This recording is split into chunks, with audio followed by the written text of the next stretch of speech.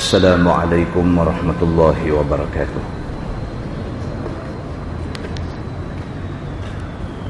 Alhamdulillah wa bihi nasta'in. Ashhadu an la ilaha illallah wahdahu la syarika lah.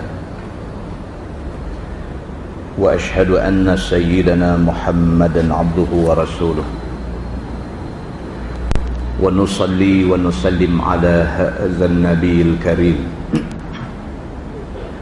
sayyidil mursalin wa ala alihi wa sahbihi ajma'in. Amma ba'd. Ayyuhal mu'minun ittaqullah.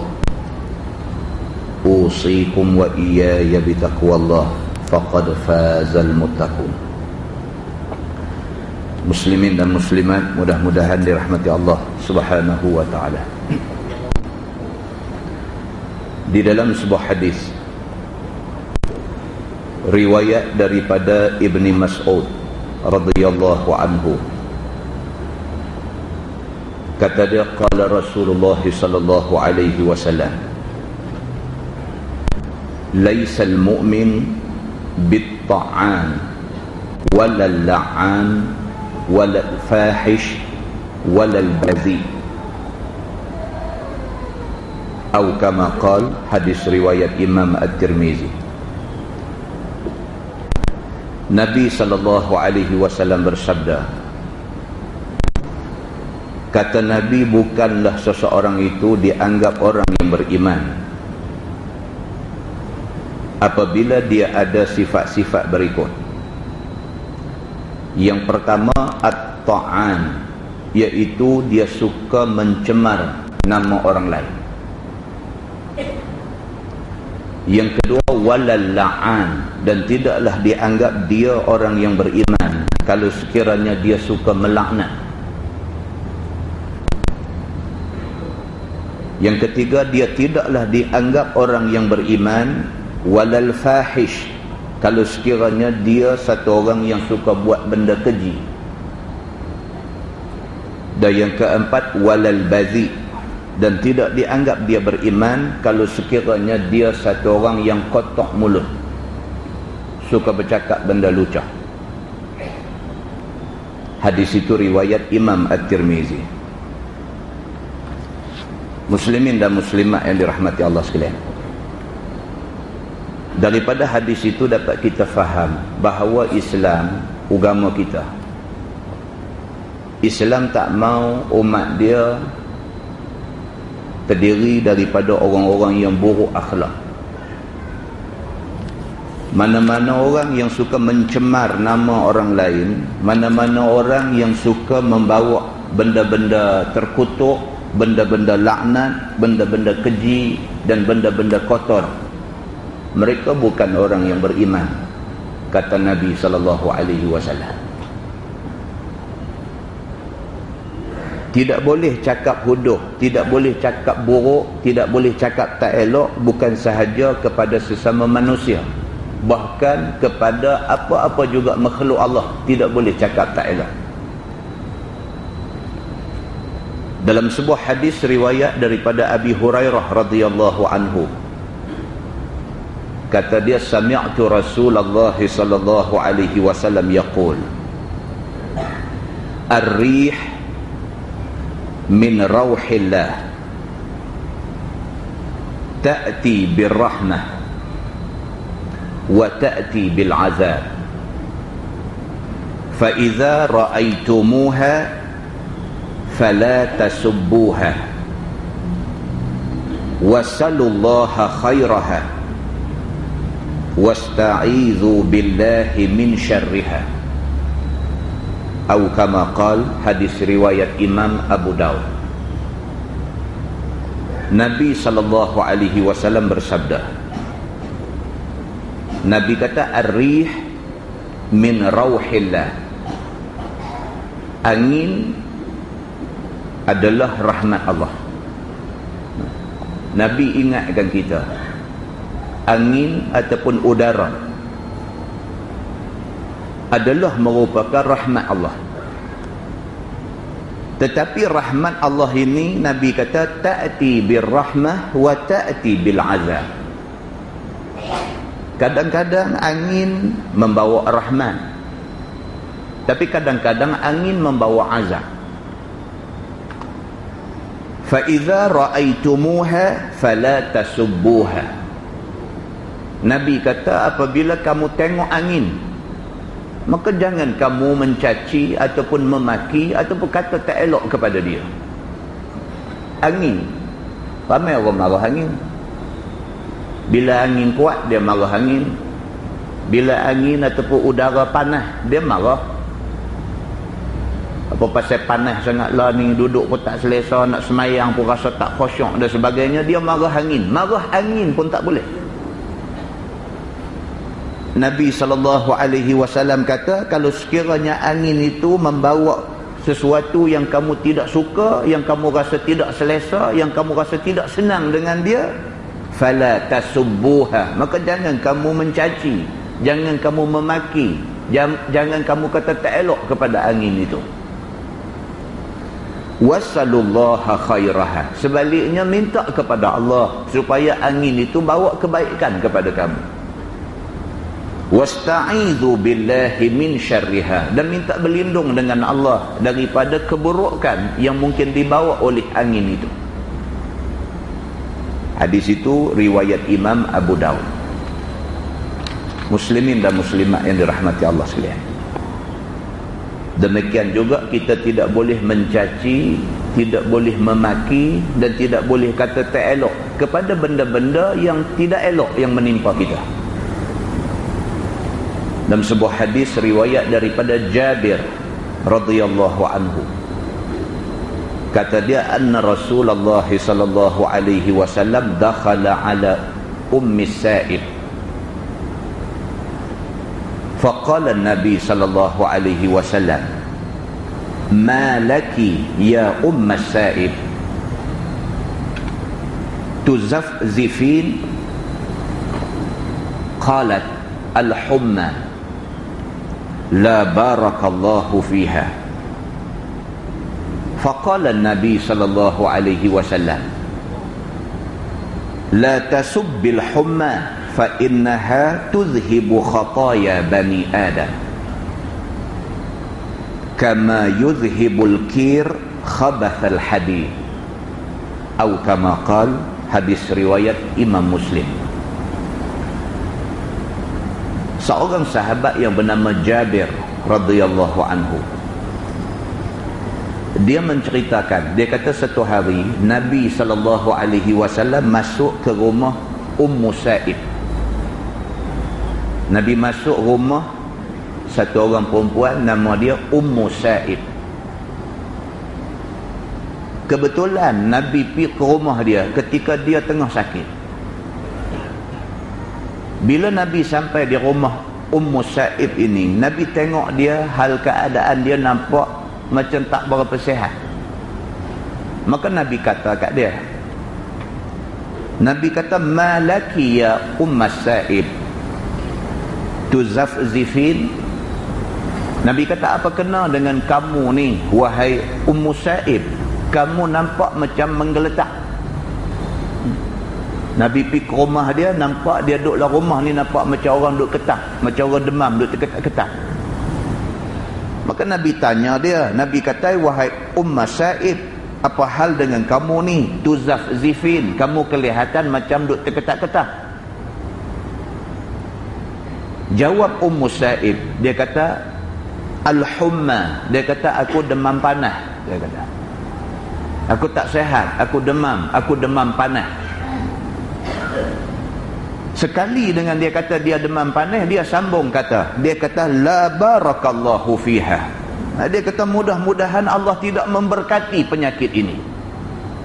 Dia marah lah, dia demam, dia rasa tak selesa kerana dia demam, maka dia nak marah penyakit demam yang kena ke dia ni. Bila Nabi kata kat dia, apa hal dengan kamu, nampak kamu macam terketak-ketak? Dia kata, al-humma, saya demam panas. La barakallahu fiha, mudah-mudahan Allah tidak berkati sakit aku ni, demam panas aku ni. Nabi SAW bila dengar macam tu, Nabi terus nasihat dia. Nabi kata la tasubbil humma. Nabi kata janganlah kamu mencaci, jangan kamu mencemuh penyakit demam panas yang kena ke kamu ni. Fa innaha tudhibu khataya bani Adam. Nabi kata kerana penyakit apabila timpa manusia, dia mengkifaratkan dosa-dosa manusia itu.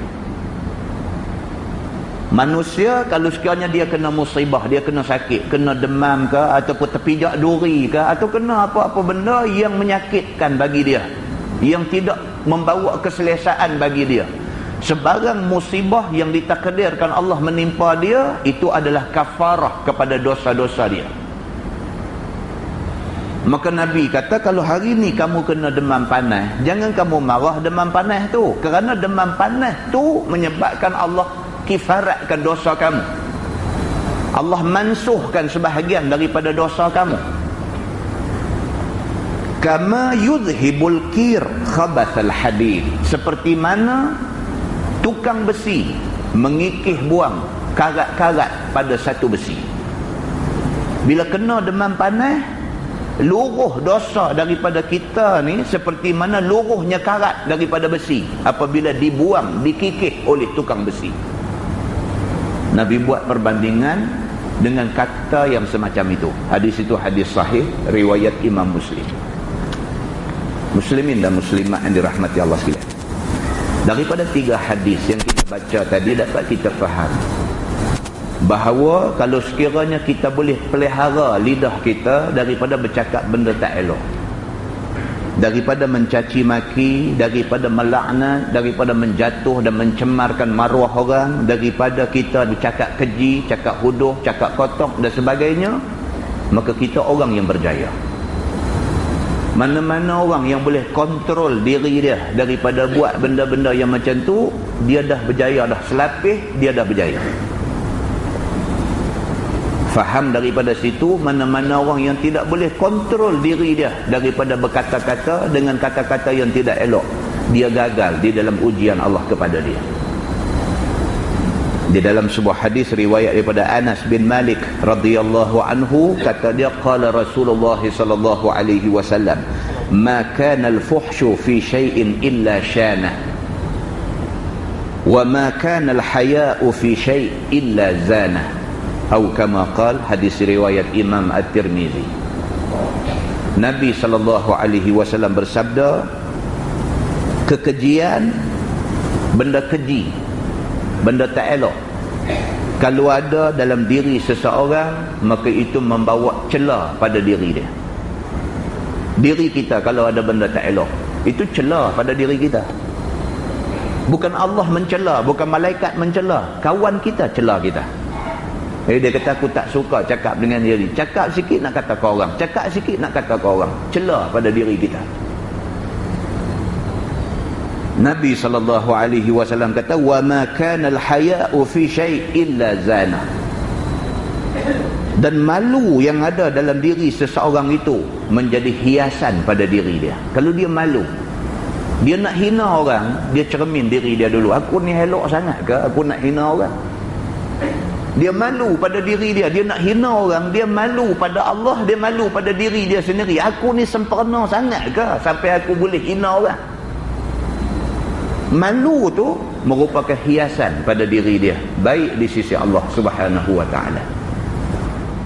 Tuan-tuan, 4 hadis yang kita baca itu adalah pesan Nabi sallallahu alaihi wasallam kepada kita, dan inilah yang dibawa oleh Nabi kepada kita.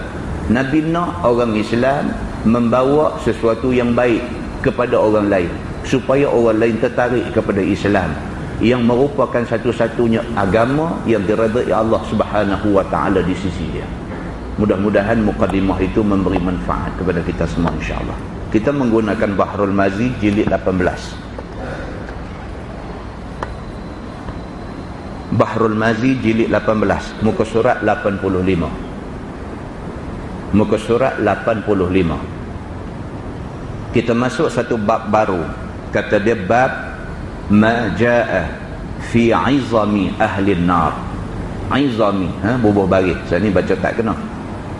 Bab ma jaa fi 'izami ahli an-nar, iaitu bab yang datang pada menyatakan hadis yang mengkhabarkan besar orang-orang yang mendiami neraka itu selama-lama. Malam ni kita nak tengok satu tajuk. Dia nak cerita kepada kita mana-mana orang yang ditakdirkan Allah akan menjadi penghuni kekal dalam neraka.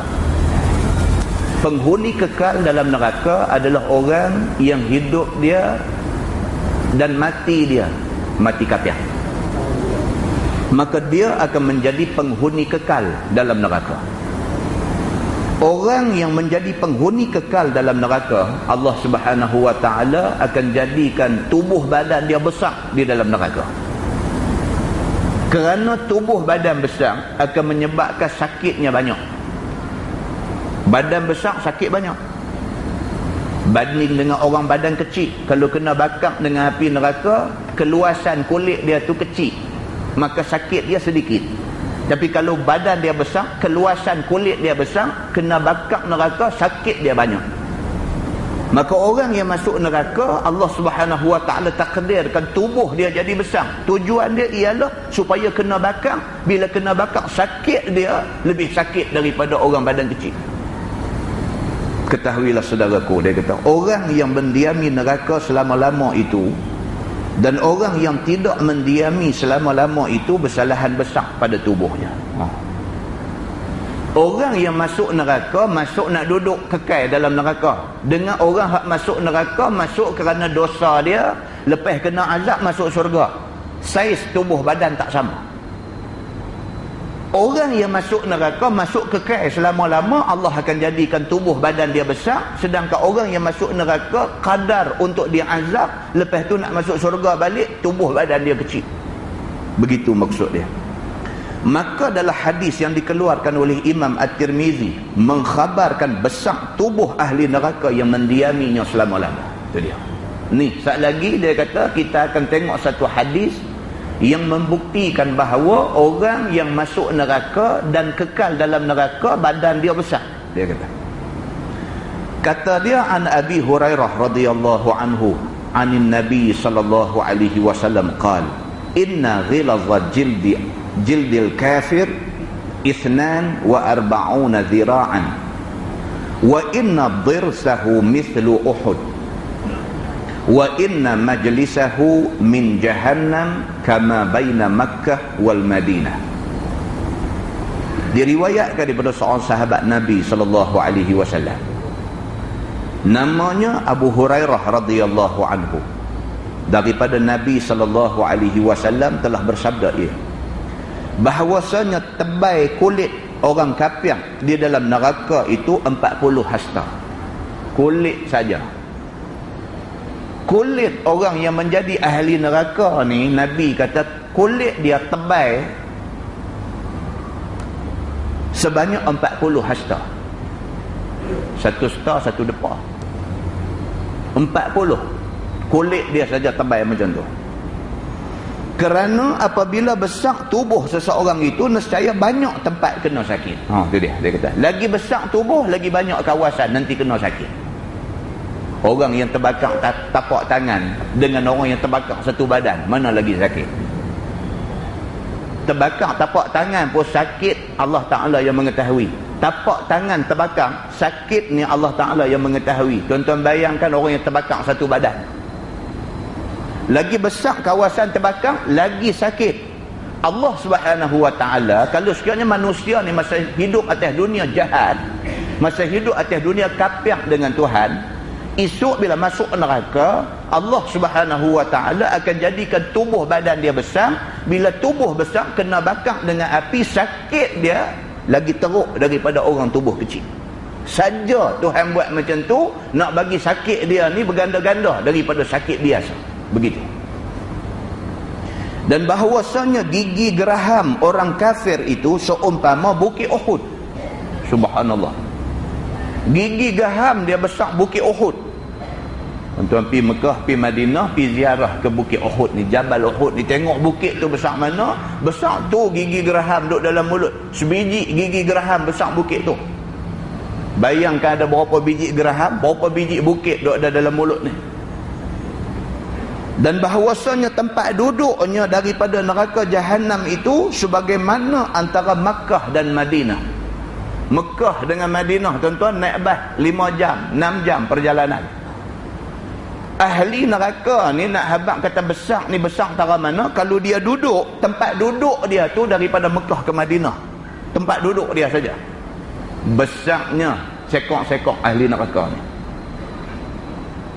Muslimin dan muslimat yang dirahmati Allah sekalian, kata At-Tirmizi bermula ini hadis hasan lagi sahih lagi gharib. Hadis sahih. Nak percaya tak percaya terpulang pada diri masing-masing. Sana kita tengok betul tak betul apa yang Nabi SAW bagi tahu ke kita. Allah nak lipat gandakan azab sakit yang kena pada orang derhaka ni. Allah nak lipat ganda ni, Allah buat macam tu. Maka azab Allah tidak ada umpamanya di atas dunia ni. Tak ada manusia yang boleh buat azab seperti mana azab Allah Subhanahu wa taala dari segi dahsyatnya. Begitu. Masalah dia kata geraham dan juga paha ahli neraka itu besar-besar sangat, dia kata. Demikianlah tersebut di dalam khabar daripada Nabi SAW. Seperti dalam hadis yang dikeluarkan oleh Imam At-Tirmizi. Kata dia an Abi Hurairah radhiyallahu anhu anin Nabi sallallahu alaihi wasallam qala: Dhirsul kafir yawm al-qiyamah mithlu Uhud wa fakhidhuhu mithlu al-bayda wa maq'aduhu minan nar masiratu 3 mithlu ar-rabada. Maksud dia diriwayatkan daripada seorang sahabat Nabi sallallahu alaihi wasallam, nama dia Abu Hurairah radhiyallahu anhu. Kata dia telah bersabda Nabi sallallahu alaihi wasallam, bermula gigi geraham orang kafir pada hari kiamat seumpama satu gunung di negeri Madinah, namanya Gunung Uhud. Lagi sekali dia ulang. Gigi geraham besar bukit Uhud. Dan paha orang kafir pada hari kiamat itu seumpama gunung di Madinah yang bernama Gunung Bayda. Ada satu bukit di Madinah nama dia Bukit Bayda. Paha orang kafir pada hari kiamat esok besar Bukit Bayda. Begitu. Dan tempat duduknya daripada neraka seumpama perjalanan 3 marhalah, yakni seumpama Ar-Rabazah, iaitu satu kampung tempat perkuburan seorang sahabat Nabi yang bernama Abu Dzar radhiyallahu anhu, iaitu jauhnya 3 marhalah. Daripada Madinah nak pergi kampung yang kata Ar-Rabazah ini 3 marhalah. 2 marhalah berapa kilometer? 2 marhalah boleh semayang jamak. 2 marhalah berapa kilometer? Lebih kurang kita kata 90. Lebih kurang 3 marhalah. 90 campur lagi 45 berapa? 100 lebih. 130 kilometer tempat duduk ahli neraka. Kalau dia duduk, kawasan yang ahli neraka ambil ialah 130 kilometer lebih kurang. Seorang-seorang ahli neraka tu nak duduk, dia memerlukan kawasan seluas 130 kilometer. Sini sampai mana? Sampai Ipoh dah. Tak nak abang sini sampai Perlis apa marah pula. Abang sini pergi Kuala Selatan tu dia. Muslimin dan muslimat yang dirahmati Allah sekalian. Begitu. Jauhnya umpama Madinah pi dekat Rabazah. Rabazah ni satu kampung yang menjadi tempat simpannya seorang sahabat Nabi yang bernama Abu Dzar Al-Ghifari radhiyallahu anhu. Untuk Abu Dzar ni pun cerita pasal dia, cerita jenuh pula malam ni. Abu Dzar Al-Ghifari, sahabat Nabi yang berasal daripada penyamun. Dia duk samun harta orang di tengah jalan. Bila masuk Islam, jadi orang yang cukup kuat Islam dia, sehingga kan dia ni satu hari bagi ceramah agama. Khalifah Muawiyah mai dengar ceramah dia duk cerita ni tentang dia tak mau kepada harta ni, kepada dunia ni. Dia cerita ni sampai menangis-nangis. Khalifah nak test dia, khalifah bagi duit emas pada dia, nak tengok dia nak ambil tak duit. Cakap kata tak mau kepada keduniaan. Kalau orang bagi duit ambil, makna hang ni tak boleh pakai punya cakap. Khalifah nak test dia, try tengok umpan dengan duit, dia ambil. Khalifah kata karut dia ni rupanya. Selang sehari khalifah hantar orang suruh pergi minta balik duit tu. Bila pergi, dia kata minta maaf, duit tu tak ada dah. Baru bagi kemarin saja duit tu dah tak ada. Tak ada pasal apa? Dia sedekah habis dah kat orang miskin hak ada dalam kawasan dia. Kalau nak, dia kata aku kena pergi kutip balik. Dia kata pasal apa? Duit kamu bagi kemarin aku dah bagi dah dekat orang susah. Dia kata. Maknanya apa? Maknanya hak khalifah sangka kata dia ni sebenarnya cakap tak serupa bikin ni, sangkaan khalifah tu silap. Khalifah tengok bagi duit ambil, khalifah ingat jahat. Rupa-rupanya dia ambil duit sat aja, dia bagi pula kat orang. Rupa-rupanya dia baik. Abu Dzar Al-Ghifari ni berapa kali bila Nabi SAW cerita pasal neraka, Abu Dzar Al-Ghifari dengar cerita Nabi tentang neraka ni pengsan, tak sedar diri beberapa kali. Dia dengar Nabi duk cerita pasal neraka, pasal azab neraka, pasal penduduk neraka, pasal makanan minuman yang disediakan kepada ahli neraka tu, dia duk dengar tu, dia duk menangis, tak boleh tahan. Pasal Abu Dzar rasa dia nanti nak kena masuk neraka. Beza dengan kita lah. Kita lah bila dengar cerita pasal neraka duk berasa orang lain nak masuk, kita tak masuk. Kita lah ni lagu tu, kita diserang sindrom selamat, sindrom rasa selamat, sedangkan itu perasaan yang palsu. Sahabat Nabi, dia bila dengar cerita pasal neraka, dia duk rasa dia nak masuk, dia takut. Maka Abu Dzar Al-Ghifari bila dengar Nabi cerita pasal neraka, takut. Takut ni terlampau punya takut ni, pengsan. Abu Dzar Al-Ghifari hari mati dia, kain kapan tak ada nak kapan dia. Pasal apa? Pasal kemiskinan dia. Duit tak lekat dalam poket. Abu Dzar Al-Ghifari dia dikebumikan di kawasan Ar-Rabazah ini, yang terletak lebih kurang 130 km daripada Madinah Al-Munawwarah. Muslimin dan muslimat yang dirahmati Allah sekalian. Dia kata, dan ada tersebut hadis di dalam Sahih Al-Bukhari dan Sahih Muslim. Kata dia, an Abi Hurairah radhiyallahu anhu anin Nabi sallallahu alaihi wasallam qala, ma baina mankibai al-kafir masiratu 3 ayyam lirrakibil musri'. Diriwayatkan daripada Abi Hurairah radhiyallahu anhu, daripada Nabi sallallahu alaihi wasallam sabdanya, bermula barang yang antara dua belikat orang kafir di dalam neraka itu, perjalanan 3 hari bagi orang yang menunggang kuda yang laju. Yang kata orang kafir ni, besar badan dia macam mana? Ni belikat. Belakang kita ni tulang belikat. Besarnya orang kafir ni, kalau start naik kuda laju, naik daripada belikat balik kanan, nak sampai belikat balik kiri, 3 hari perjalanan. Tanpa berhenti. Nak habaq kata besarnya ahli neraka, orang kafir yang masuk neraka ni, belikat dia saja, start daripada balik sini, nak sampai balik sini, kalau naik kuda dia kata al-musri', naik kuda laju ni, naik kuda pacu laju-laju ni, tak berhenti, 3 hari 3 malam baru sampai ujung badan orang kafir di dalam neraka. Tonton tengok ni, kiasan-kiasan ataupun contoh-contoh yang Nabi bawa, nak habaq kata besarnya tubuh ahli neraka. Gigi geraham besar bukit Uhud, paha dia saja besar bukit Baida, tulang belikat di antara ujung ni sampai ujung ni, 3 hari 3 malam perjalanan dalam keadaan naik kuda laju. Besar sungguh yang dikatakan penghuni neraka yang terdiri daripada orang kafir, yang bila masuk neraka dia akan kekal sampai bila-bila di dalam neraka. Begitu. Yakni besarnya belikat dan jauhnya di antara kedua belikat kiri dan kanan itu, iaitu kira-kira 3 hari perjalanan. Muslimin dan muslimat yang dirahmati Allah sekalian. Dan tersebut pada satu hadis lagi di dalam Sahih Muslim.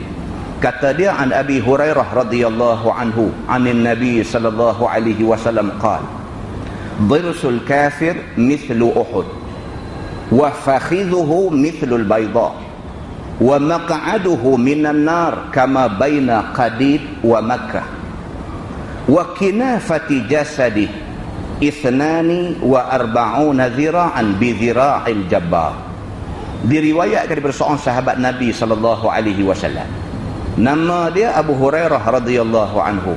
Daripada Nabi SAW sabdanya, bermula gigi geraham orang kafir di dalam neraka seumpama gunung Uhud. Banyaklah hadis yang sebut benda ni.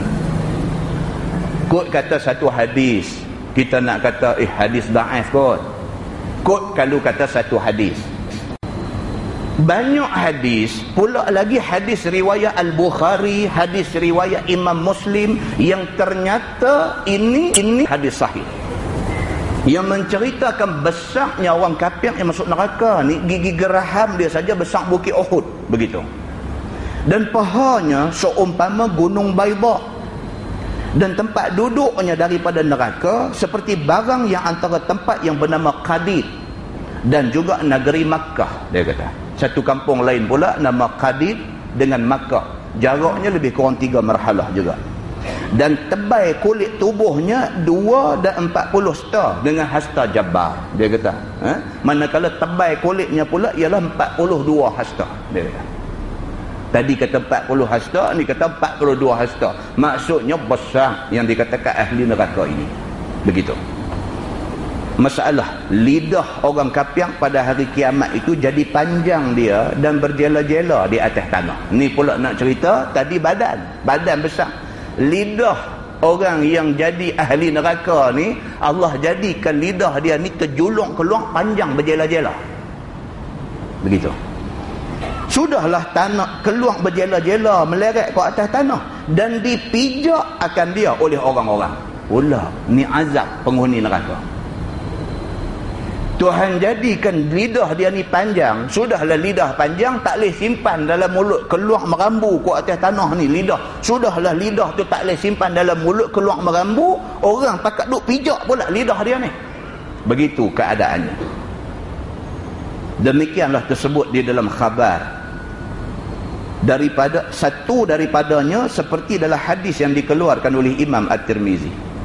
Kata dia, an Ibn Umar radhiyallahu anhuma qala Rasulullah sallallahu alaihi wasallam, innal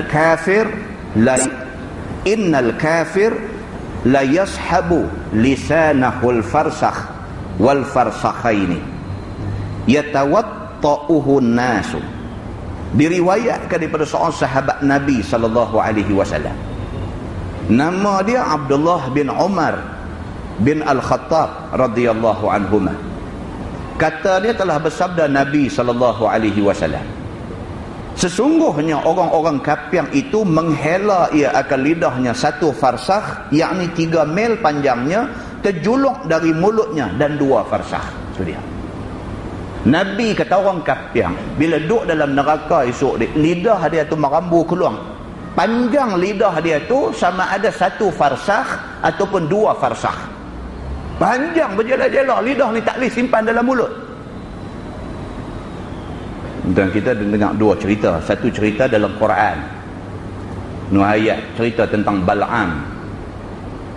Watlu alaihim naba allazi atainahu ayatina. Tu ayat tu cerita tentang Bal'am yang pada mulanya orang kuat Nabi Musa, tiba-tiba dia terlibat dengan musuh Nabi Musa, iaitu Bani Kan'an. Mereka minta dia tolong doa supaya melingkup musnah binasa Nabi Musa. Dia akhirnya terpedaya dan dia tolong doa kemusnahan Nabi Musa. Dengan kerana perbuatan dia doa minta lingkup Nabi Musa, maka Allah Subhanahu wa taala marah dia. Allah suruh malaikat rentap lidah dia. Lidah dia keluar terjuluk sampai ke atas perut. Bal'am mati dalam keadaan serba hina. Itu satu. Yang kedua, kita cerita masuk dalam surah abang apa hari tu ni di Malaysia. Satu orang yang dia ni bila orang bercakap pasal agama, bila orang bercakap pasal semayang, pasal apa, mulut suka buat main-main. Orang ajak pergi masjid semayang pun dia buat cakap lebih kurang. Orang ajak pergi masjid mengaji kitab pun dia buat bercakap lebih kurang. Yang cakap dia tu, dia guna lidah dia tu untuk bercakap, untuk mencerca, untuk menghina Islam. Sehingga kan Allah Subhanahu wa taala takdirkan dia mati waktu orang semayang jemaat. Orang laki-laki semua tengah semayang jemaat, dia laki-laki, dia tak semayang jemaat, keluar naik motor nak pergi mana ke, gedum kena langgar dengan orang, jatuh pergi dalam parit. Keluar dalam surah abang apa hari tu ni. Jatuh pergi dalam parit. Orang jumpa dia, kemudiannya bawa pergi hospital, mati dah, balik mai ke rumah. Tengah duk mandi mayat, lidah dia duk keluar.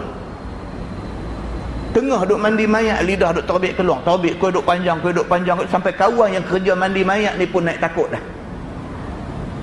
Dia prosok masuk, jeluak keluar. Dia prosok masuk, jeluak keluar. Akhirnya mayat dia disempurnakan dengan kadar segera kerana bimbang fitnah yang duk jadi pada diri dia. Muslimin dan muslimat yang dirahmati Allah sekalian. Malam ni pula kita jumpa pula satu hadis Nabi SAW kata manusia kafir yang duk guna lidah ni, duk guna dengan cara yang tidak disuruh oleh Allah Subhanahu wa taala, di hari akhirat esok Allah tarik keluar lidah bagi panjang berjela-jela, lepas tu orang pakat mai pijak pula lidah dia ni sebagai satu azab bagi dia. Tuan-tuan cuba jelan lidah agak bagi sejam, tengok rasa macam mana. Sendiri buat, balik rumah tak saya duk jelan dah ni. Balik rumah tak lagi pakat jelan lidah. Jelan bagi agak sejam, tengok macam mana, boleh tahan tak boleh tahan. Sejam jelan lidah tak seduk masuk dalam mulut, rasa macam mana. Nak telai liak pun tak boleh, nak apa pun tak boleh, lidah duk terjelan lagu tu. Sejam pun teruk dah tuan-tuan. Bayangkan jadi ahli neraka yang kekal dalam neraka ni, dia tarik lidah keluar berjela-jela, suruh orang pijak pula lidah kita. Macam mana azab dia. Muslimin dan muslimat yang dirahmati Allah sekalian, dia kata dan memijak akan dia oleh orang-orang. Lidah ni dipijak pula oleh orang ramai. Kata At-Tirmizi, ini hadis gharib. Dia kata bab baru, dia kata bab ma jaa fi sifati syarabi ahli an-nar. Itu bab yang datang pada menyatakan hadis yang mengkhabarkan rupa minuman ahli neraka. Ini pula dia nak habaqkan kita duduk dalam neraka dahaga. Tentu dahaga. Tuan-tuan, duduk tempat panas ni, mana pula tak dahaga. Ni cuaca lah ni cuaca panas ni, kita kira nak minum air aja. Pasal apa? Cuaca panas lah ni, panas ni. Suasana panas ni menuntut kita minum air. Tuan-tuan bayangkan duduk dalam neraka, panas. Panas ni minta air. Ada tak ada air? Dia nanti cerita agak kita. Ada tak ada air dalam neraka? Ketahuilah saudaraku, sesungguhnya isi neraka tu besar azab ke atasnya. Maka tiada apa satu yang datang kepada tubuhnya melainkan semuanya jadi azab pada dia. Ni yang kata ahli neraka ni, kalau duduk dalam neraka, apa juga benda mai kat dia tak jadi nikmat, sebaliknya jadi azab. Kalau ada angin, angin tu bukan nak awak sejuk, nak awak hangat. Kalau ada ayam, ayam tu bukan nak hilang dahaga, nak bawa azab. Kira dalam neraka ni, apa benda pun kalau mai, benda tu nak bagi tambah sakit. Tu cerita neraka, dia kata. Sekiranya ia lapar, maka lapar itu jadi azab. Lapar tu jadi azab kepada penduduk neraka. Dan jika makan, maka jadi barang yang dimakannya azab bagi dia. Tu dia. Lapang tu dah azab dah. Dia bawa main makanan. Makan makanan tu tambah azab. Bukan nak bagi hilang lapang, tambah lagi sakit. Begitu. Dan jika sekiranya ia dahaga, maka dahaga itu menjadi seksa kepada dia. Dahaga, seksa lah. Dahaga, ayah tak ada nak minum, seksa. Dan jika minum, maka barang yang minum itu jadi penyeksa bagi dia. Dahaga tu dah jadi azab. Dia buat mai pula satu jenis minuman, bila minum bertambah azab. Bukan nak hilang dahaga, bertambah azab. Begitu. Dan barang yang diminum itu semuanya barang yang huduh-huduh, sehabis-habis huduh, dia kata. Apa benda tuan-tuan? Duduk dalam neraka ni, minuman dia sehabis-habis huduh. Apa benda habis huduh? Kalau kita atas dunia ni, kita kata habis huduh ayak parit lah. Sebab minuman bagi kita, minuman habis huduh ayak parit lah. Ayak parit hak lagu duk ada atas dunia ni, kalau dapat kepuk ahli neraka esok cukup sedap. Tara ayak parit tu pun tak ada dalam neraka esok. Begitu. Seperti barang yang tersebut dalam hadis yang dikeluarkan oleh Imam At-Tirmizi, dia kata, an Abi Sa'id radhiyallahu anhu anin Nabi sallallahu alaihi wasallam fi qawli kal muhli qala ka'akari zait fa idza qarrabahu ila wajhi saqatat farwatu wajhi. Diriwayatkan oleh seorang sahabat Nabi sallallahu alaihi wasallam, nama dia Abu Sa'id Al-Khudri radhiyallahu anhu. daripada Nabi SAW pada tafsir kalimah Quran yang berbunyi kalmuhli. Ada dalam satu ayat Quran Allah ada sebut kalmuhli, perkataan itu. Apa maksud al-muhlu itu?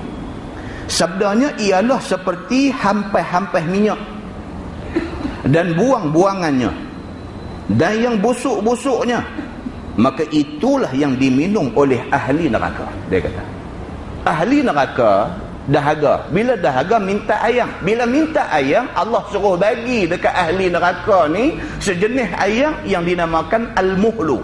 Dalam Quran dia kata kalmuhli.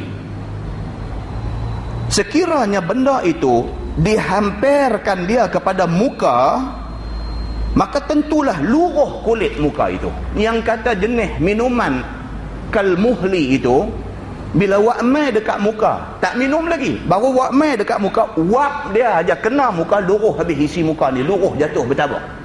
Belum minum lagi, wak dia saja menggugurkan isi muka. Dan ada pun dalam Quran, iaitu firman Allah, a'udzubillahi minasyaitanirrajim, inna syajarataz zakum ta'amul athim. Bahawasanya pohon kayu yang bernama pohon zakum itu adalah makanan bagi orang yang berdosa dalam neraka. Itu dia. Masuk neraka boleh tengok yang kata pokok zakum ni macam mana. Tuhan dia menggambarkan yang dikatakan pokok zakum ini, dia kata mayang dia. Mayang pokok zakum tu macam kepala syaitan. Ka'annahu ru'usus syayatin. Mayang dia tu, tengok mayang, rupa mayang tu kita tengok nampak macam kepala syaitan. Tu keadaan pokok, belum kena buah dia lagi. Ni yang Allah janjikan kepada orang yang berdosa. Firman Allah, kalmuhli yaghli fil butun kaghalil hamim. Maksudnya adalah ia seperti minuman yang bernama al-muhlu. Pokok zakum ini, dalam neraka dia ada pokok zakum. Dan dalam neraka juga ada satu minuman yang dinamakan al-muhlu, yang menggelegak ya di dalam perut seperti gelegak ayak akan panasnya. Minum ni dia masuk di dalam perut, dia menggelegak. Dia menggelegak tu menjadi azab kepada ahli neraka. Sekali lagi dia cerita lagi kat kita masalah. Dia kata ayak panas dituangkan atas kepala orang yang salah dalam neraka. Ni masuk neraka, di antara azab yang akan kena ialah dia ambil ayak hangat juruh atas kepala. Dalam sebuah hadis dia menceritakan orang yang akan kena azab ni, juruh ayak hangat atas kepala ni, ialah di antaranya orang perempuan yang tidak memakai tutup aurat. Tuan-tuan, ni kita duk mengaji ni. Tuan-tuan tanya diri sendiri. Ni orang duk suruh tutup aurat, ya, apa benda ni? Main-main ke benda ni? Main-main ke benda ni? Sunat ke? Nak tutup-tutup, tak mau tutup tak apa. Bolehkah kita pergi duk kata kau apa ni duk ulang-ulang bercakap soal tutup aurat, tutup aurat? Ni Allah bukan nak tengok tutup kepala ke, Allah nak tengok hati. Boleh ke cakap macam tu? Muslimin dan muslimat yang dirahmati Allah sekalian, penyakit jangan cari. Sebab kita duk baca malam ni penyakit. Ini penyakit. Penyakit yang akan menimpa orang-orang yang bantah Allah Subhanahu wa ta'ala. Begitu. Kalau sayang dekat bini, kalau sayang dekat anak, kalau sayang kat adik-beradik, nasihat elok-elok, suruh tutup aurat. Sebab apa? Sebab mengingkari perintah ini menyebabkan mereka susah sangat di hari akhirat. Muslimin dan muslimat yang dirahmati Allah sekalian. Maka ayak panas dituang atas kepala orang yang salah dalam neraka. Maka iaitu pula satu seksa yang sangat azab dia, kerana ayak panas itu menghancurkan tubuh. Yang kata ayak hangat juruh atas kepala ni, bukan kepala saja sakit, tubuh badan hancur bila kena ayak panas ni. Dan tubuh itu tidak ia mati. Masalahnya pula tak mati. Duk hidup-hidup, duk kena dera tu, duk hidup-hidup. Kalau kena mati, lebih senang cerita. Dia tak mati, tuan-tuan. La yamutu fiha wa la yahya. Dalam Quran Tuhan kata orang yang masuk neraka ni la yamutu fiha, tidak mati dia di dalam neraka itu, wa la yahya, tapi tak hidup. Dia kata. Apa maksud orang duduk dalam neraka ni tidak mati, tidak hidup? Apa maksud dia? Dia jelaskan di sana. Maksud la yamutu fiha, maksud tidak mati mereka dalam neraka, maksudnya tak mati ya, maksudnya hidup. Wala yahya, dan tidak hidup. Apa maksud tidak hidup? Maksudnya tidak hidup macam orang lain hidup. Orang lain hidup sehat, tak sakit. Dia hidup dengan duk menanggung kesakitan demi kesakitan. Hidup tidak ada makna hidup. Itu maksud dia. Muslimin dan muslimat yang dirahmati Allah sekalian. Dia kata air panas dituang sampai menghancurkan tubuh. Dan tubuh itu tidak ia mati. Bahkan merasai sakit yang berganda-ganda sahaja. Itu dia. Tak mati ni tuan-tuan, sakit ni Allah yang mengetahui lah. Itu sebab orang kata tengok orang aksiden hak teruk-teruk ni kan, pergi tengok kepala rebeh sebelah, duk hidup lagi. Allahu Akbar. Kadang-kadang adik-beradik hak tengok ni, kadang-kadang isteri hak tengok suami kena aksiden macam tu, pecah kepala sebelah, duk hidup lagi, duk menyawa lagi. Ni isteri tu punya tak tahan, bukan tak sayang dekat suami tu, tapi tak tahan tengok sengsara suami tu. Teringat dalam hati ni, ya Allah, dia kata kalau macam ni biar mati pun tak apalah. Pasal apa? Pasal hidup pun tak jadi macam orang lain punya hidup. Begitu. Sebagaimana tersebut dalam khabar yang dikeluarkan oleh Imam At-Tirmizi an Abi Hurairah radhiyallahu anhu anin Nabi sallallahu alaihi wasallam qala innal hamim la yusabbu ala ru'usihim fayanfuzul hamim hatta yakhlusa ila jawfi fayaslutu ma fi jawfihi hatta yamruqa min qadamayhi wa huwa as-sahru summa yu'adu kama kana. Itu dia tuan-tuan. Takut tuan-tuan bila kita baca hadis ni. Diriwayatkan daripada seorang sahabat Nabi SAW, nama dia Abu Hurairah radhiyallahu anhu. Daripada Nabi SAW bersabda ia. Sabda Nabi bahawasanya air panas di dalam neraka itu dituang di atas kepala orang yang masuk neraka. Orang yang masuk neraka ni Allah suruh malaikat tuang air panas atas kepala ni, tuang jatuh atas kepala. Maka ditembus oleh air panas itu akan kepalanya sehingga habis sampai perut dia.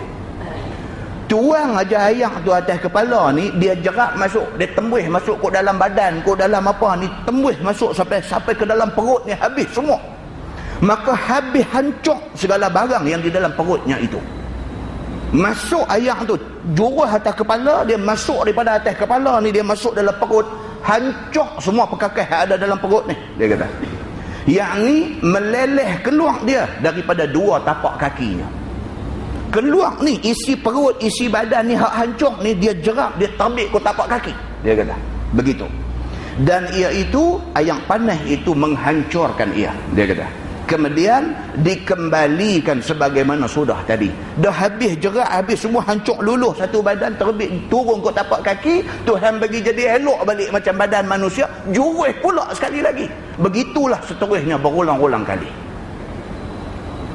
Muslimin dan muslimat yang dirahmati Allah, saya baca satu majalah cerita tentang kekejaman Pol Pot, Khmer Rouge, apa nama, di Vietnam. Dia dera orang. Dia ada satu special tools, dia kata satu alat specialnya. Dia nipih macam pisau, macam blade kita duk cukok ni, nipih macam tu. Dia guna benda tu habuan dera orang. Kalau dia dera orang, dia nak maklumat daripada orang tu, dia guna benda hak nipih macam pisau cukok ni, dia selit masuk celah kuku. Dia selit masuk celah kuku, dia selinak.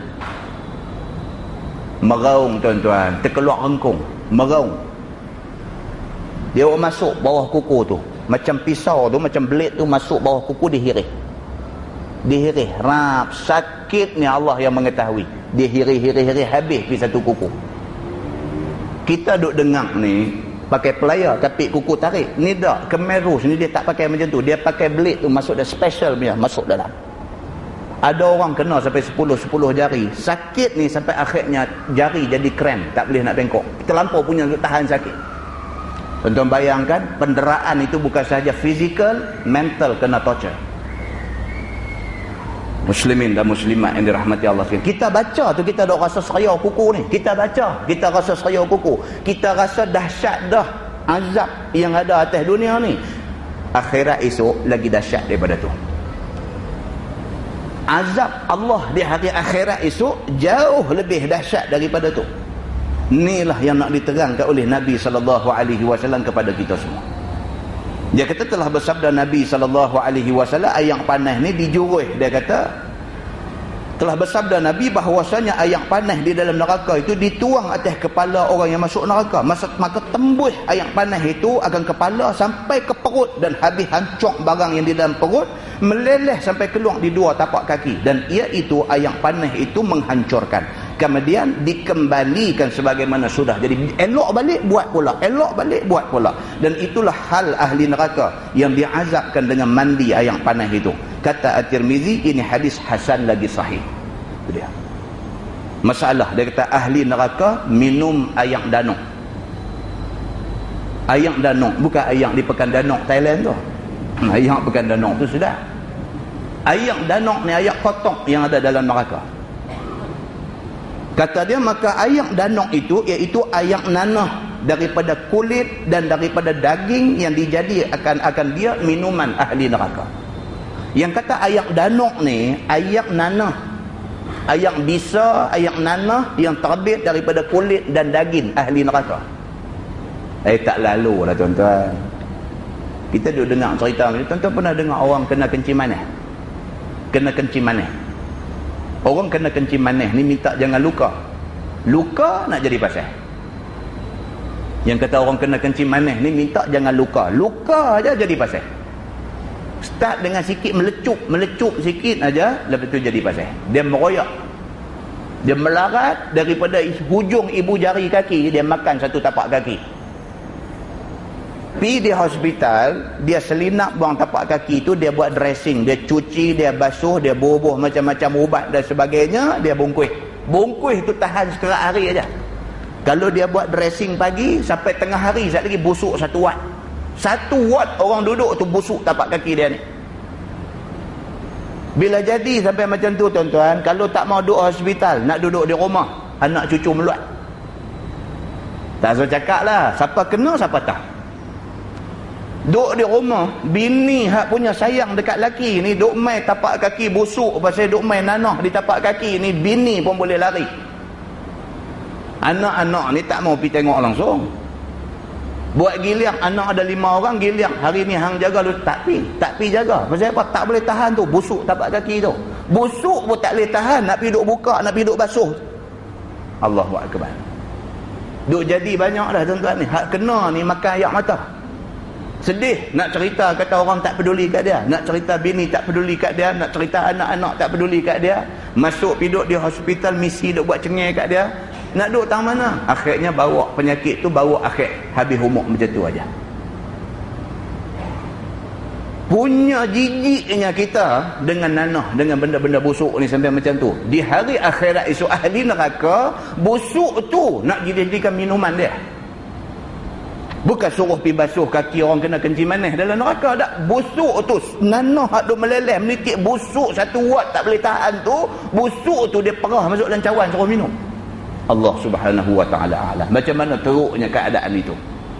Baik, dia kata dan danuk itu iaitu air nanah daripada kulit dan daripada daging yang dijadikan dia minuman ahli neraka. Dan kata Muhammad bin Ka'ab Al-Qurazi, air danuk yang diberi minum orang-orang kafir dalam neraka itu iaitu air daging dan juga air nanah yang mengalir daripada segala faraj orang perempuan yang berzina. Itu dia.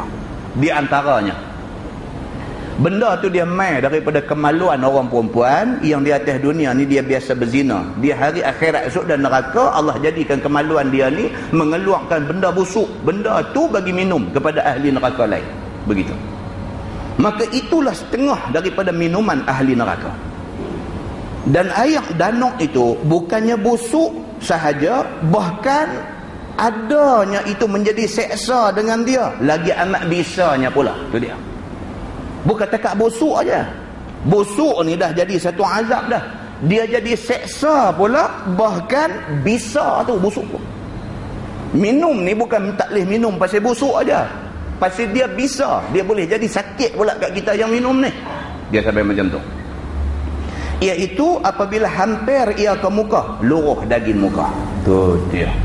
Yang kata air danuk ni pun busuk dah sepasal, mai dekat dengan muka, panas dia tu luruh, isi muka kita luruh habis. dan luruh segala daging yang ada di mukanya, dan apabila masuk perut maka hancur isi perut dibuatnya. Demikianlah tersebut di dalam khabar seperti dalam hadis yang dikeluarkan oleh Imam At-Tirmizi. Kata dia, an Abi Umamah anin Nabi sallallahu alaihi wasallam fi qaulih wa yusqa min ma'in sadid yatajarra'u qala yuqarribu ila fihi fayakrahu. Diriwayatkan daripada seorang sahabat Nabi sallallahu alaihi wasallam, nama dia Abu Umamah radhiyallahu anhu, daripada Nabi sallallahu alaihi wasallam pada tafsir firman Tuhan yang kira-kira maksudnya dan diberi minum daripada air danur akan ahli neraka itu. Diteguknya akan dia seteguk, kemudian daripada seteguk. Bukannya minum dan telan dengan seterusnya. Dia kata nak minum air danuk ni pula tak boleh minum sedah itu, tak boleh. Dia nanti minum sikit saja. Tuhan buat macam tu. Kita tentang kalau nak makan ubat jenis pahit ni, kita nak makan sikit-sikit tu lah. Sedah lah, sedah. Tak tu tarik nafas panjang-panjang, katuk hidung, pergi bagi sekali. Nak pahit-pahit pun sedah tu aja. Aduk kena rok sikit-sikit lagu tu. Tak mau, benda bukan benda sedap. Benda tak sedap. Tak sedap ni sedah sudah bagi habis. Begitu. Di neraka esok dia buat main air danuk ni, kita nak buat style tu minum sedah bagi habis tu tak boleh. Dia bagi kita minum sikit-sikit. Allahu akbar. Bila sikit-sikit jadi dera dekat kita. Begitu. Bahkan satu teguk kemudian daripada lepas satu teguk, kerana pahitnya dan kerana panas dan kerana busuknya tak boleh pi. Nak pi sekali tu tak boleh. Tuhan dah tentukan benda tu kita terpaksa hirup banyak kali. Begitu. Sabda Nabi SAW lagi, dihampir kepada mulut ahli neraka, maka enggan dan benci akan dia semacam tidak tertelannya. Bila buat main mula-mula tu minuman tu, yang tadi dia duduk dalam neraka dia panas, dia duduk minta ayak, dia dahaga, dia duduk minta ayak. Bila buat main ayak danong, dia tengok ayak tu dia tak mah. Cerita Nabi-nya begitu. Buat main depan dia tak mah. Begitu. Kata dia, fa iza udniya minhu syawa wajhah wa waqa'at farwatu ra'si fa iza syaribahu qatta'a am'a'ahu hatta takhruja min duburi. Maksudnya, maka apabila didekatkan dia daripadanya ke mukanya, bila minuman tu buat main dekat dengan muka, nescaya masuk daging mukanya itu dan gugur kulit kepalanya. Itu dia. Dia duk main macam tu lah. Jenis minuman dalam neraka ni semua jenis tu. Jenis nak bagi luruh diisi daging, jenis nak bagi hancur benda yang ada dalam perut. Maka apabila minum ia akan dia, nescaya putih segala isi perut hingga keluar dia daripada duburnya. Dia kata dia. Tuan-tuan, macam ni punya Tuhan duk abang. Kan suruh Nabi abang kat kita. Tak tahu lah. Kalau ada lagi manusia dia duk buat tak heran. Dia duk buat tak heran dengan benda-benda dosa ni, dia duk buat tak heran. Banyak tentang benda dosa ni, banyak dalam dunia ni. Benda dosa ni banyak. Banyaklah, daripada benda yang kita anggap kecil sampai benda yang paling besar. Sampai ke peringkat orang ambil Quran hampuk atas tanah pijak, yang tu besar lah. Dosa besar lah. Cukup teruk lah ambil Quran hampuk atas tanah pijak. Dosa cukup besar lah. Sampai ke dosa kecil-kecil. Dosa lah. Kalau kata dosa, dosa lah. Tak usah kata apa lah. Tak usah kata yang ni tak ada apa, ni kecil. Tak. Dosa-dosa lah. Bahkan Nabi kata dosa besar itu ialah dosa yang dilihat kecil oleh manusia. Dia jadi besar. Manusia dia melihat benda tu, alah yang ni dosa ni kecil ya. Dia melihat dosa tu kecil, itu dosa besar. Dia kata. Jadi dosa ni semua nak bawa kepada benda-benda yang kita duk baca ni. Tengok tahap dosa tu setara mana. Kalau dosa tu sampai ke tahap teruk, maka balasan dia amatlah teruknya. Kalau dosa tu pada tahap yang ringan, maka azab yang dikenakan mudah-mudahan ringan. Yang dikatakan azab paling ringan dalam neraka ni apa dia? Dalam hadis Nabi SAW kata, dibawa mai kepada dia sepasang kasut. Apabila penghuni neraka tu serlum aja pakai kasut tu, yarli minhuma dimaruh, mendidih otak dalam kepala. Maka itulah azab paling ringan yang Allah sediakan kepada orang yang masuk neraka. Jadi kesimpulan dia apa? Tak ada benda yang dikatakan dosa yang kecil, yang azab dia kecil, tak ada. Habis kecil menggelegak otak dalam kepala. Muslimin dan muslimat yang dirahmati Allah sekalian. Sambung hadis tu dia kata yaqulullah wasuqu ma'an hamimah faqatta'a am'a'ahum. Maksudnya berfirman Tuhan dalam Qurannya, dan diberi minum mereka itu dengan air panas, iaitu air yang telah dinyalakan api ke atasnya dari semenjak dijadikan dia. Tu dia air tu, air yang Allah nak bagi ahli neraka minum tu, air tu sejak daripada Tuhan buat neraka, air tu dah mendidih dah. Makan dia memerlukan api, maka Nabi Adam minta kepada malaikat supaya malaikat merayu kepada Allah supaya diberikan kepada dia api nak masak makan. Nak banyak mana? Dia kata buat mailah barang sebesar buah kurma. Malaikat Jibril bagi tahu dekat Tuhan, dia kata ya Allah, Adam minta api untuk nak buat masak makan. Tuhan tanya Jibril, dia kata nak besar mana? Nak banyak mana api ni? Dia kata Adam minta barang sebesar buah kurma. Tuhan kata apa? Tuhan kata kalau ambil api sebesar buah kurma, api hak ada masa tu neraka aja, tak lain tak ada api. Kalau nak api, Tuhan kata api neraka besar buah kurma, wak turun mai ke muka bumi ni hangui 7 petala langit dan bumi. Tuhan kata kalau ambil api neraka tu besar buah kurma, wak turun mai nak bagi Adam pakai, bukan hangui bumi ni, 7 petala langit dan bumi hangui rentung habis. Jibril kata kalau macam tu bagi kadar sebelah buah kurma. Tuhan kata kalau nak sebelah buah kurma, nak wak mai api neraka ke dunia ni sebesar sebelah buah kurma, apa yang pasti Tuhan kata air tidak akan turun walau setitik, dan tidak ada satu pun tumbuh-tumbuhan akan tumbuh di bumi. Dengan adanya api neraka sebelah buah kurma atas muka bumi ni, hujan tak turun walau setitik. Panas bumi ni sampai hujan tak boleh turun, pokok sepokok pun tak boleh tumbuh. Jibril kata kalau macam tu bagilah sebesar zarah daripada api neraka. Tuhan kata tak apalah, kalau sebesar zarah kamu pi ambil, tapi sebelum buat turun, Tuhan kata pi rendam di dalam 70 batang sungai di syurga. Tiap-tiap sebatang sungai 70 batang sungai, tiap-tiap sebatang 70 kali rendam. Buat turun mai ke bumi ni, Tuhan kata letak dulu atas satu bukit. Jibril buat macam yang Tuhan suruh. Bila letak saja atas satu bukit, hancur bukit tu jadi debu.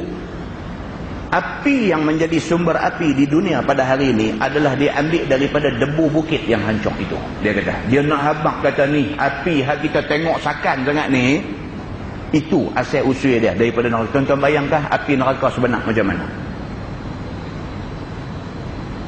Muslimin dan muslimat yang dirahmati Allah sekalian. Itu dia. Kita tak baca tak tahu. Bila tak tahu buat tak heran. Dengan dosa buat tak heran. Tak ada heran. Antum sampai abang kat aku apa. Aku tak ada heran yang ni semua. Jangan tuan-tuan. Kita tak. Tidak ada manusia boleh tahan dengan azab Tuhan. Tidak ada manusia boleh tahan. Quran pun ada sebut cerita-cerita dahsyat ni. A'udzubillahi minasyaitanir rajim. Fallazina kafaru qutti'at lahum thiyabun min narin yusabbu min fawqi ru'usihimul hamim yusharu bihi ma fi butunihim wal julud lahum maqami'u min hadid kullama aradu an yakhruju minha min ghammin u'idu fiha wa dhuqu 'adzabal hariq. Sadaqallahul azim. Ayat 19 sampai 22 suratul Hajj. Tuhan kata macam tu. Dia kata fallazina kafaru, dan ada pun orang-orang yang kafir engkar. Bantah fallazina kafaru, dan ada pun orang-orang yang engkar. Qutti'at lahum thiyabun min narin. Dipotong kepada mereka ini baju yang dibuat daripada api neraka. Masuk neraka esok pakai baju. Baju tu buat pada api. Yusabbu min fawqi ru'usihimul hamim. Di ubun kepala mereka itu dengan hamim. Ni ayam tak panas tadi ni. Jurus hati ubun-ubun kepala. Yusharu bihi ma fi butunihim wal julud. Bila jurus aja luruh Apa benda yang ada dalam perut, kulit-kulit ni semua luruh habis. Lahum maqami'u min hadid. Tidak cukup kena jurus sampai luruh-luruh isi daging, malaikat mai balun pula atas belakang. Lahum maqami'u min hadid. Bagi mereka ini cemeti yang dibuat daripada besi, balun atas belakang pula. Kullama aradu an yakhruju minha min ghammin. Tiap-tiap kali penghuni neraka yang kena pakai baju buat daripada api, yang kena jurus hubung-hubung kepala sampai luruh perut ni, setiap ahli neraka yang kena pukul dengan cemeti yang dibuat daripada besi ni, kullama aradu an yakhruju minha min ghammin. Tiap-tiap kali mereka cuba nak lari keluar daripada neraka kerana takut, kerana tak tahan dengan kesengsaraan neraka, u'idu fiha. Tuhan kata dicampakkan dia kembali ke neraka. Nak lari tak boleh.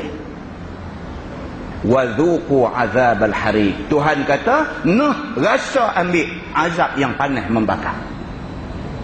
Muslimin dan muslimat yang dirahmati Allah sekalian, tu ayat Quran. Ada orang lah bila dengar hadis Nabi banyak cakap. Hadis sahih kan? Banyak cakap. Tak salah kalau nak tanya hadis sahih tak sahih, tapi cara dia tanya tu macam tak apa nak kisah. Bila orang bagi tahu satu hadis kat dia, sahih kah? Boleh pakai kah? Ni hak kita baca tak sah, ayat daripada suratul Hajj. Ayat Quran. Kalau Quran pun nak tanya boleh pakai kah? Nak mampu. Wallahu a'lam. Yang baik itu daripada Allah, yang tak baik itu silap saya. Kita tangguh dengan tasbih kafarah dan suratul An. Subhanallah. Asyhadu an la ilaha illallah. Bismillah. Walhamdulillah. Innal insana lilladzina amanu.